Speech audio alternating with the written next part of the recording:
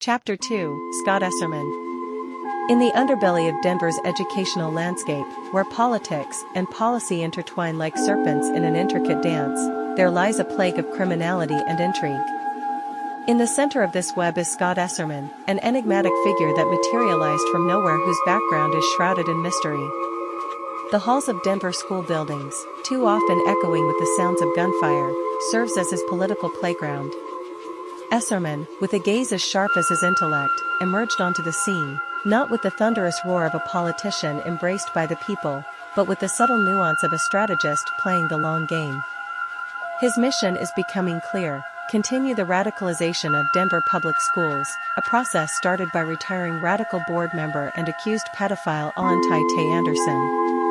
Every move by Esserman is shrouded in mystery. Meetings held in dimly lit rooms. Breaking and entering school buildings to gain media attention, fabricating and exaggerating events to manipulate the public against the Denver public schools and other board members. Elected to make decisions that would affect thousands, Esserman seems more like selfish political motives rather than a true altruistic desire to transform the Denver public school district into its former great glory. With Esserman's seat on the Denver school board secured, his allies are now calling in the chips. Among them is Esserman's former campaign manager, Hashim.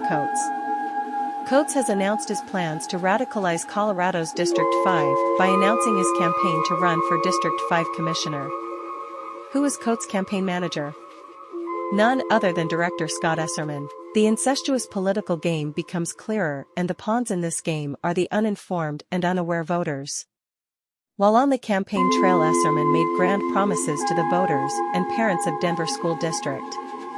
His campaign promises, written by Coates, have yet to materialize. Keeping campaign promises is not essential to Esserman and Coates. It doesn't matter what was said on the campaign trail after the election has been won. With Esserman and Coates, a non-school board member, breaking into schools, making wild and false accusations against anyone who dares attempt to challenge them, and doing everything within their power to silence critics, we can glean who really is the decision-maker pulling the proverbial strings behind Esserman's seat. As the days on the Denver school board pass, the true colors and puppet master of Esserman's actions become more and more obvious. Esserman, now campaign agent for Coates, abandons devotion of his time to what should be the betterment of the dysfunctional Denver school district to solely focus on his master's demands: help Coates win District 5 or never advance in politics again. The halls of many of Denver's once prestigious schools are now stained with the blood of teachers and students, where violence is unchecked and unmitigated, teacher resources unavailable, having been squandered elsewhere by Esserman and Coates. The quality of education quickly diminishing day by day, Scott Esserman stands not as a suspect, but as a puppet in real-life political positioning for the personal, financial, and political gain of Coates. Coates is no stranger to resorting to violence and political pressures to indulge his deviant desires, having attempted to murder a male prostitute he met on the human trafficking website Backpages.com. With this knowledge, we question why a Denver school board member, even as mysterious as Esserman, would ever get in bed with such a violent and extremist individual.